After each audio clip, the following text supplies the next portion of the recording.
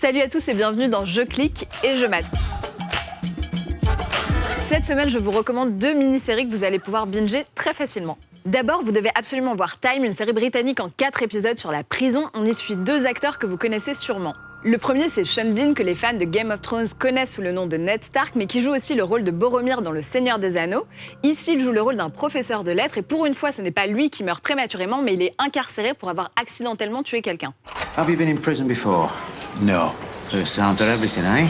On y voit cet homme lambda découvrir la prison et apprendre à y survivre malgré la loi du plus fort. You should have had him back. I'm a teacher. Your life won't be worth living now. Son interprétation est vraiment bouleversante car il est rongé jour et nuit par la culpabilité du meurtre qu'il a commis. En parallèle, on suit Stephen Graham, que vous avez peut-être aussi déjà vu dans Snatch ou Boardwalk Empire. Ici, il joue le rôle d'un surveillant de prison dont le fils est écroué dans une autre prison et qui va donc être la victime de chantage en tout genre. So your lad's in love with prison boss? Was that a threat? Le maton et le prisonnier vont avoir à négocier avec le même homme, une sorte de parrain qui ressemble un peu au personnage du Corse dans Un prophète, le film de Jacques Audiard. La relation entre ces 2 hommes est pleine de nuances et d'humanité, ça devrait vous prendre aux tripes et peut-être même tirer quelques larmes au cœur les plus froids. Did you ask for forgiveness? I can't forgive myself. La deuxième recommandation du jour, c'est la série Dopesick. Il s'agit d'une fiction tirée d'un véritable scandale sanitaire. La série raconte comment le laboratoire pharmaceutique Purdue Pharma a fait de son médicament l'Oxycontin la drogue légale la plus meurtrière aux États-Unis. These people, my people, trusted me. I can't believe how many of them are dead now.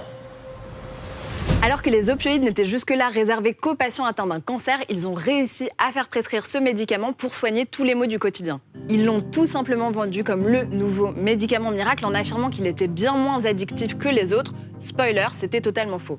Purdue Pharma, they've been marketing the drug as something that's not addictive, when it clearly is. En réalité, l'arrivée de l'oxy sur le marché a provoqué une véritable tragédie et a donné lieu à plus de 500 000 morts aux États-Unis, particulièrement chez les classes les plus pauvres de la population. Addiction rates, overdoses, and crime are on the rise across the country because of this drug.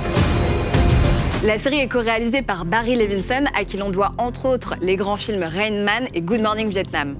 Et si vous n'êtes toujours pas convaincu, là aussi le casting vaut le détour. L'un des personnages principaux n'est autre que Michael Keaton, le Batman de tous les films de Tim Burton. Là, il joue un médecin qui prescrit à tour de bras cette antidouleur et qui est donc à la fois complice et victime de ce système mensonger.